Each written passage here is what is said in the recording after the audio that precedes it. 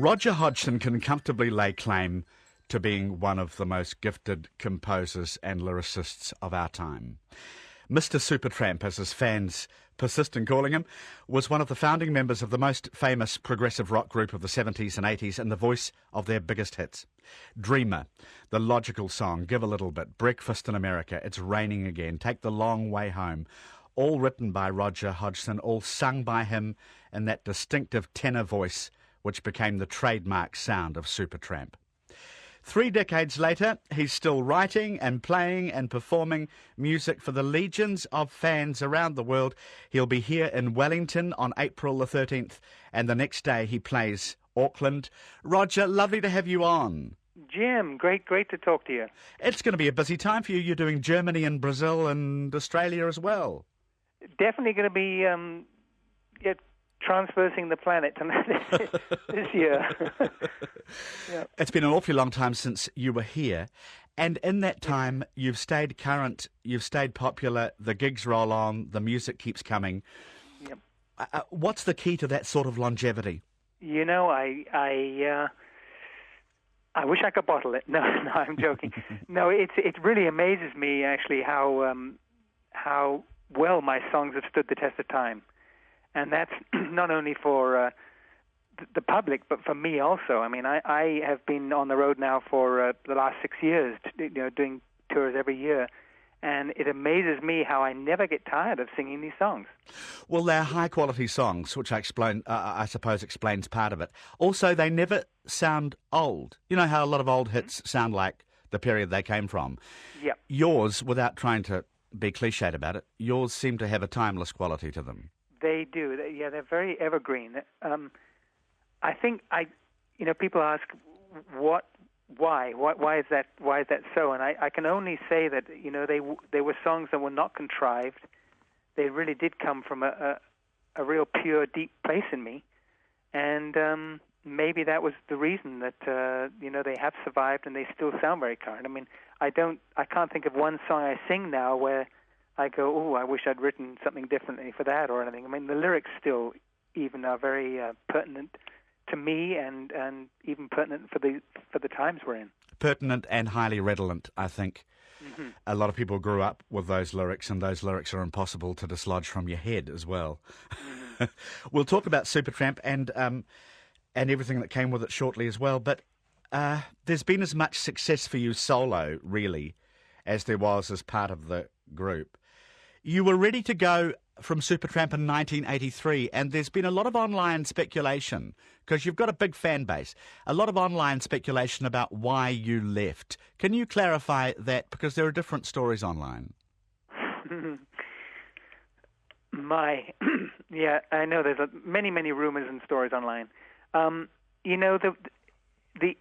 Really for me, primarily the reason that I made the choice finally was that I was really looking at two paths ahead of me. I could either continue with Supertramp. At that point, I'd been, the driving force behind the band for 14 years, and it had been my life totally.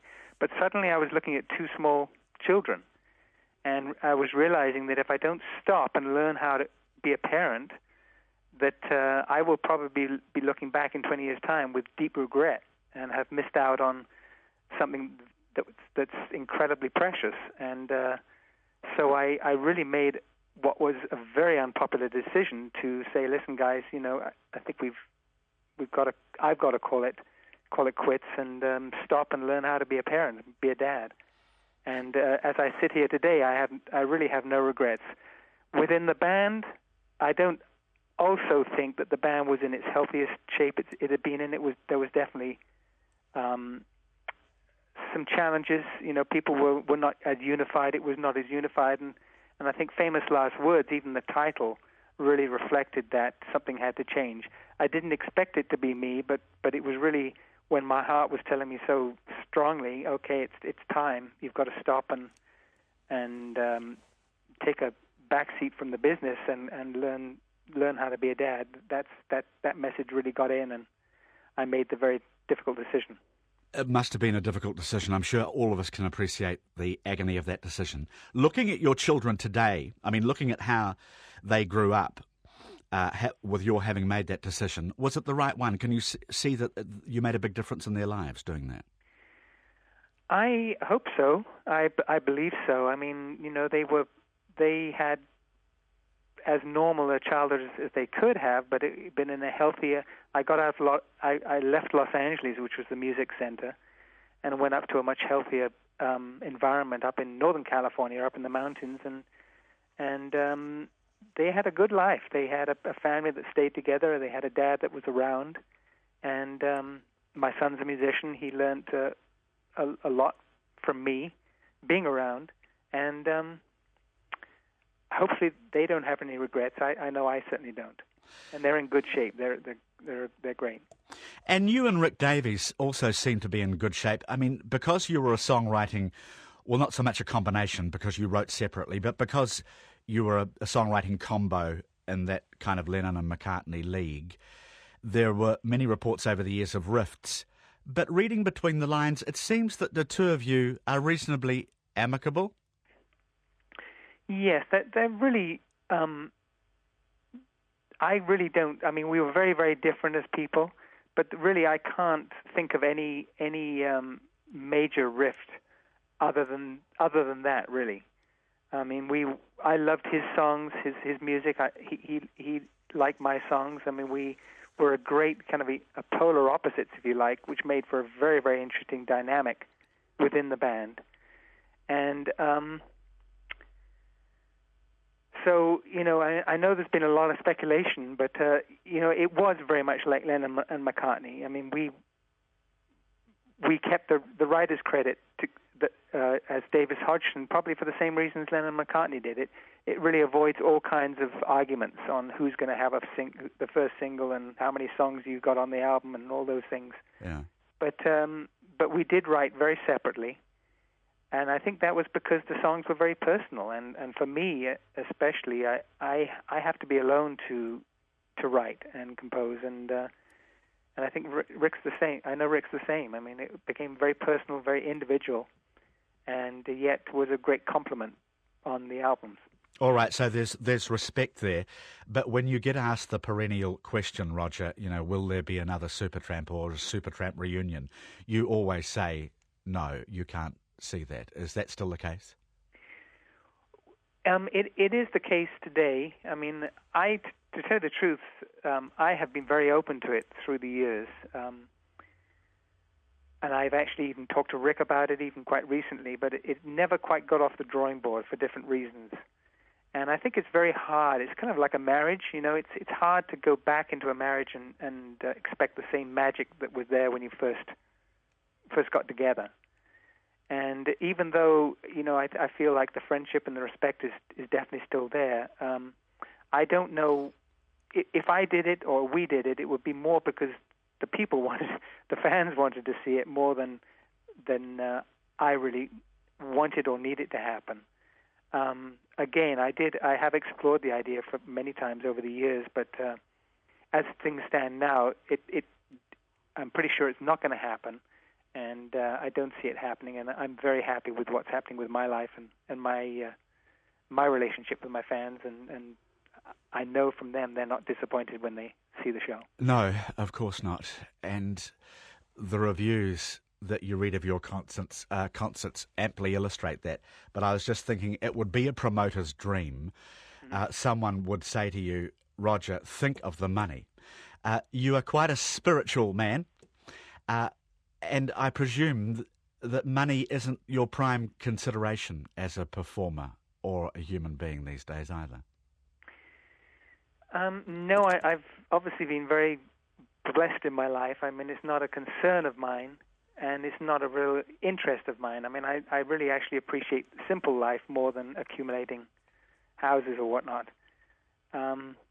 So I'm more interested in keeping my life simple and doing what really feeds my heart and doing things where I'm able to give my heart. And as my song says, give a little bit of my love to the world and to audiences. And that's really what feeds me nowadays. If you look up the Wikipedia entry on you, it contains intriguing sentences like Roger spends hours before each show in quiet meditation preparing to sing inwardly from the deepest place within his heart and soul. Wow, that's Wikipedia? That's Wikipedia. Wow, okay. Which sounds enormously impressive. I've got to ask you, it's a clumsy sort of question, but what is your belief? What is, what is the belief that impels your life? Well, let me just go back to Wikipedia, because it's fascinating they say that. I mean, I wish I had that time available to to get myself in centered before I go on stage. I mean, to me, though, I do take performing very seriously, and I don't want to, because I don't want to go on stage with my head and my heart full of all the events of the day and the stresses and the travel and everything else. I mean, I do feel responsible to kind of clear myself and get in a real good place in my being before I do go on stage, so I can give my best and sing from my heart, and people can feel that, because I know what it feels like when I'm not in that place, and I've heard the difference even in myself, and so it makes a big difference if I do get the time to do that. In terms of my spiritual beliefs, I really believe that the answer to feeling connected to our higher selves, to our true selves, to our soul, to our God self, in a way, is in our heart. And I think, we have got so far away from living life from our heart. And I think if I had to name a path that I'm on, it's really trying to clear all the debris away from my being and just really try to live from my heart day by day. It's a daily process. It's not like one day I suddenly have the answers and that's it. No, it's something I have to really work at every day to be the kind of man I want to be. Right. So there was no epiphany. It was a gradual evolving of a simpler, better path for you. Yes, it's definitely been an evolution. I mean, it's always been very present in my music. I mean, the songs that I wrote, especially when I was younger, I mean, the yearning and the longing and the questions that I had really were to do with where do I belong? Where can I feel, my home is? What is God? Where can I find God? I mean, a lot of my love songs are actually to God. They're kind of disguised so people can receive them as a love song to a girl. But I mean, there are some more overt ones like Lord, Is It Mine and Only Because of You. But, as my songs really indicated, I mean, that is where I poured my deepest questions, my deepest longing. And Logical Song maybe sums it up. I mean, please tell me who I am. I mean, I really did want to know, having gone through my schooling and my upbringing, and at age 20, I was more confused than ever. So that was where I put my confusion, my, searching for answers. Are you still searching? I mean, obviously you found some answers, but yes, those songs are famous for that questing, that wistful questing quality. Have you found a God of your understanding? I'm definitely older and wiser, and I do have more answers. But the wonderful thing about life and God is that the mystery just keeps on getting bigger the more you find out. But which is good, because I think it really keeps us humble, and it keeps us asking questions. Because I think anyone who says they have all the answers, I think are kidding themselves. But for me, yes, I mean, I've had some incredible experiences. I've had some incredible heart openings, and really know that the place I need to look and get to is right here in my heart, and that's where I feel who I understand God to be, which is my closest, dearest friend, and He knows my, I'm a part of Him, He's a part of me, and that's where I can connect with Him and speak to Him at any time. How have you avoided then that ego amplification process, which is such a danger in your profession, especially when your work is as highly applauded as yours is? Well, I think, I've gone through my own lessons with that. I mean, I know when you've had a hit album, for example, the expectations that put on you, the expectations even I put on myself are incredibly high, and that can really twist your mind, twist everything, and even block the creative process too. So I really do know the casualty rate in this business and any really entertainment business where people get famous. I mean, it's a hot fire to go through, if you like. But today, how I view it is that I'm very fortunate. I'm very grateful, and I'm very lucky to be an artist who has written songs that have made people that have made people and that people want to hear. And to me, music is not a vehicle for me to go and get glorified or applauded. It's really a service industry. I really believe that it's spiritual food in its highest sense. And so I think if we approached it like that more, it would be easier to stay kind of humble and grateful for having the opportunity to serve life and to serve people in that way, especially for anyone who's lucky enough to achieve success and make a living and achieve the kind of wonderful life that I've been able to live. The brilliant Roger Hodgson is with us on Afternoons. It has been a life not without travail, though. I mean, In the Eye of the Storm sold millions. Then you broke your wrists. You were told you'd never play again. That must have been a deeply testing, devastating time for you. It was definitely a life change. It was difficult. Yes, obviously you can imagine.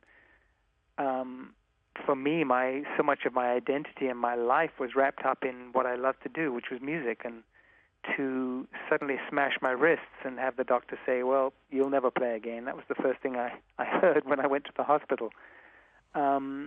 It was devastating. I mean, I literally went into a depression for months, and it was really the day that I decided, okay, this is not supposed to be. I'm not going to accept what they tell me. I don't believe this. You know, I was given this gift. I want to use it. I want to give it back, and so I really started pulling and praying, and all along with all the physical therapy and just sheer willpower and everything else, just really gathered all my focus and internal forces, if you like, to prove the doctors wrong. And it took a long time. It took about 1.5 years before my wrists were really kind of back to semi-normal. But it worked, and I overcome that. But it really taught me a lot about what was important in life. In that music is something I love to do, but it's not who I am. There's a man behind the music that I really need to be at peace with. And it stopped me hiding behind the music also. It taught me a lot. It was a very valuable experience, actually, in hindsight. It sounds like you have a lot of peace in your life. I mean, that path of yours seems to have worked. It has. I've been very blessed in finding some mentors and some teachers who have really taught me a lot of keys that have really changed my life, transformed my life. And one of the reasons that it's always a good mirror when I look at my musical journey, if you like, because with Supertramp I was very introverted, very shy, very self-conscious, very unsure of myself, and couldn't speak on the microphone. I mean, it was very different to who I am today, where I can go and literally be solo on stage and just be very comfortable talking to thousands of people and just loving it and feel very in my element and very very happy doing it too. So it's a good reflection in a way of that I've been doing some things right in my life, and I have found some keys that really work for me. Lovely to talk to you. A whole heap of people are looking forward very much to your appearances in New Zealand. Thank you for your time today, Roger. My pleasure, Jim. I can't wait to get down there. Roger Hodgson, our special guest on Afternoons.